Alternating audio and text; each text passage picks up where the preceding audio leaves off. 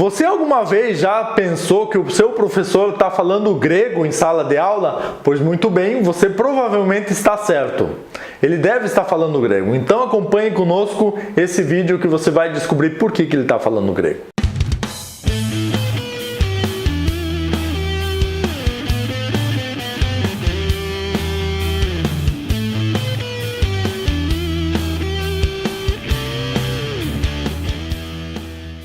Então, muitas vezes nas aulas, você se depara com uma linguagem meio estranha. Parece que o professor está viajando, falando grego, falando alguma coisa que você não entende. Mas muito provavelmente sim, ele está usando várias letras gregas e você tem que saber exatamente qual é o nome de cada uma dessas letras. Porque a pior coisa que pode acontecer para um professor é que ele mostre a letra ni e você fale V. Ou que ele mostra a letra eta e você fale N, né? Então ele vai ficar numa situação meio desconfortável e para você não passar vergonha, assista esse vídeo até o final. Então vamos começar pela letra alfa, vamos acompanhar o alfabeto grego inteiro. Então começando pela letra alfa, que todo mundo conhece, a letra alfa tem várias propriedades que podem ser relacionadas com a letra alfa, mas a mais marcante aqui para a engenharia, provavelmente é uma propriedade chamada difusividade térmica, que é muito importante nos problemas de transferência de calor por condução. Ora bem, a difusividade térmica, ela é definida pela razão entre a condutividade térmica e o produto massa específica vezes calor específico.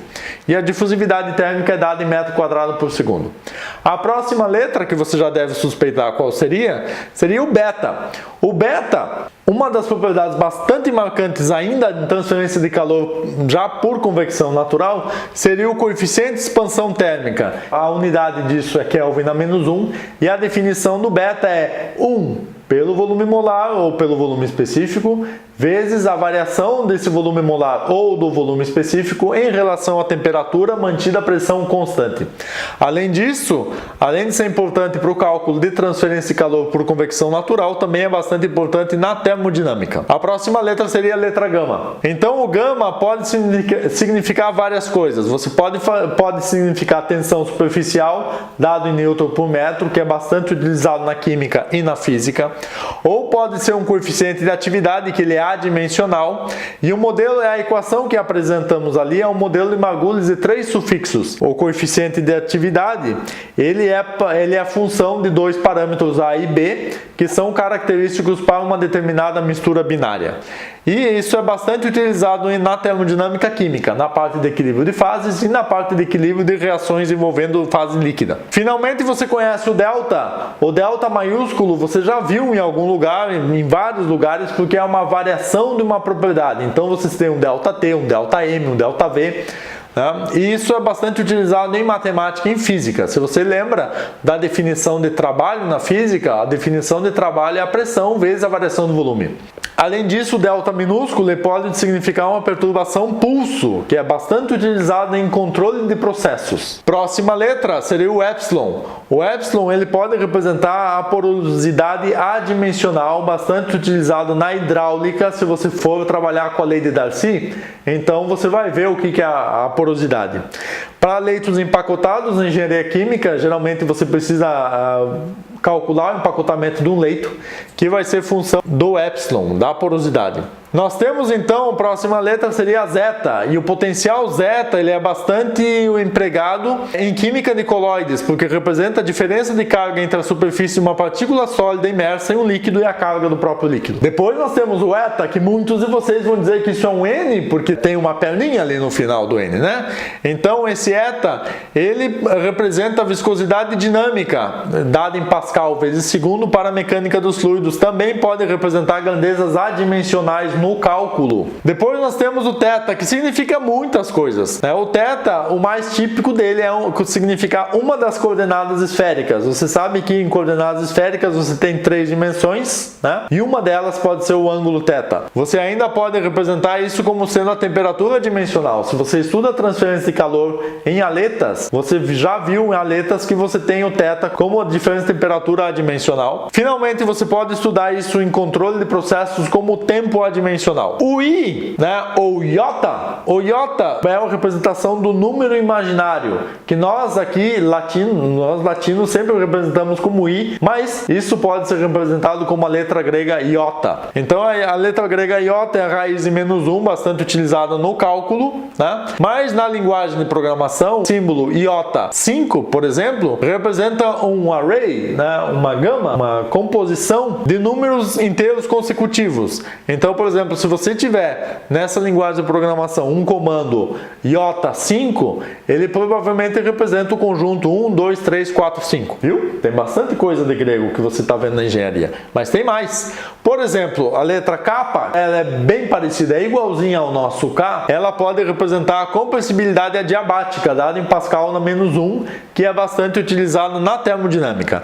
A definição de kappa, ela é -1 sobre o volume molar ou volume específico, vezes a variação do volume molar ou do volume específico em relação à pressão mantida a temperatura constante. Em seguida, nós temos o lambda. O lambda é o comprimento de onda de uma onda eletromagnética, muito utilizado na física. Também em alguns lugares você vai encontrar, em algumas literaturas, você vai encontrar isso como representando a condutividade térmica, dada em watts por metro Kelvin, e é muito utilizada também em transferência de calor por condução, que é aquilo que nós vimos anteriormente, ajuda a compor a difusividade térmica. Agora você tem o Mi, é o símbolo do micro, do prefixo micro no Sistema Internacional de Unidades, que representa 1/1000º de alguma coisa, né? Por exemplo, o micrômetro é 1/1000º do metro. E você também pode encontrar isso na mecânica dos fluidos, representando a viscosidade dinâmica em Pascal por segundo. Pascal vezes segundo. Você já viu que o eta também pode representar isso. De acordo com a literatura que você está trabalhando, pode representar ou através do Mi ou através do eta. Na sequência você tem o Ni. Não é V. Não é V. Isso não é V.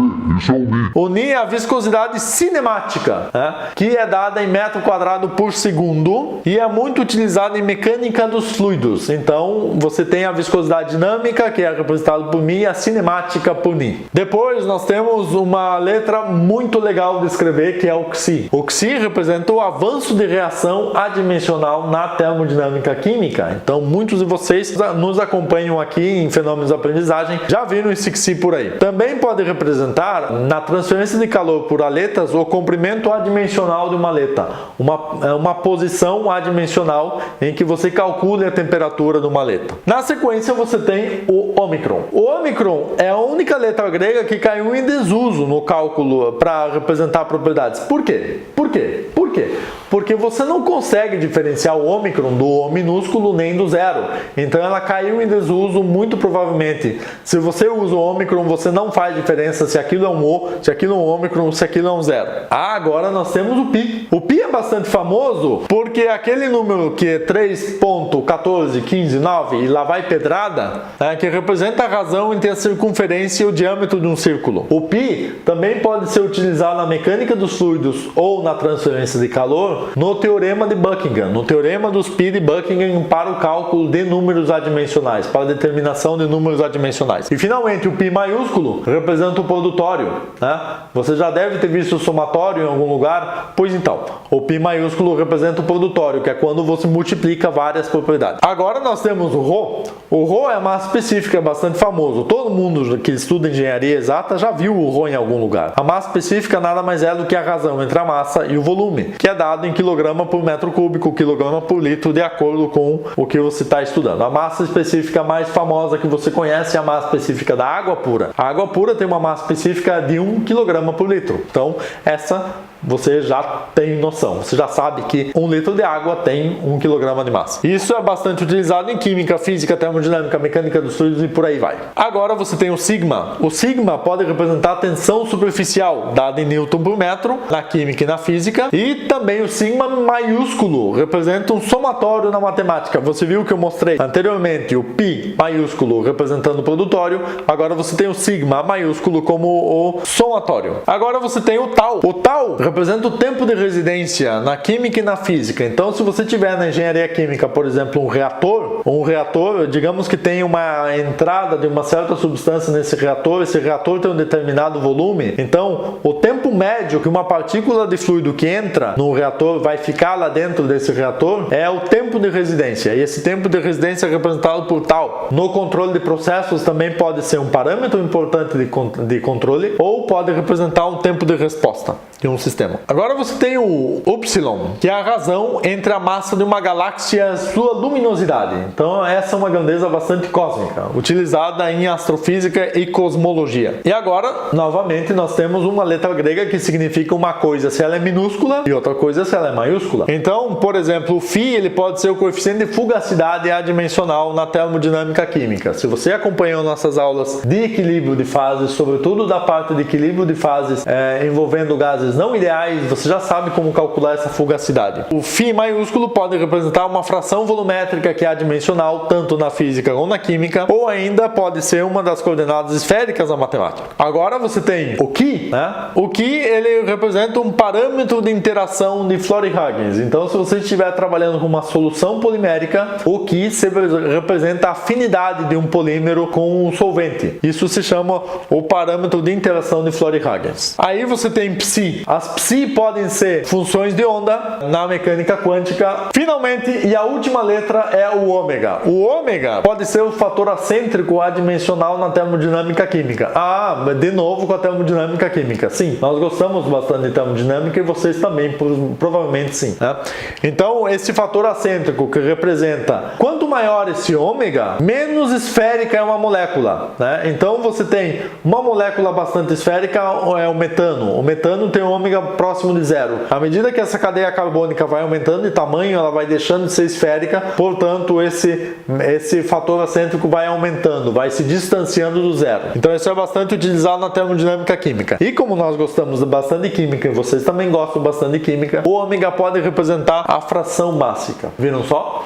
Viram como o professor está falando grego, provavelmente, em todas as disciplinas da engenharia e das exatas, desde a representação de uma grandeza muito pequena, de um milionésimo de alguma coisa, você já tem uma letra grega. Até na cosmologia e na astrofísica você tem letras gregas. Então, das coisas mais singelas, mais ínfimas, até as coisas mais enormes, mais significativas, você tem letras gregas. Então, aprendam grego e nunca mais atrevam-se a dizer para o seu professor que você não sabe mais como é que se diz aquela letrinha grega lá, que ele coloca no quadro. Beleza? Então, não se esqueçam de compartilhar esse vídeo, né? Não se esqueçam de curtir o nosso canal e até a próxima!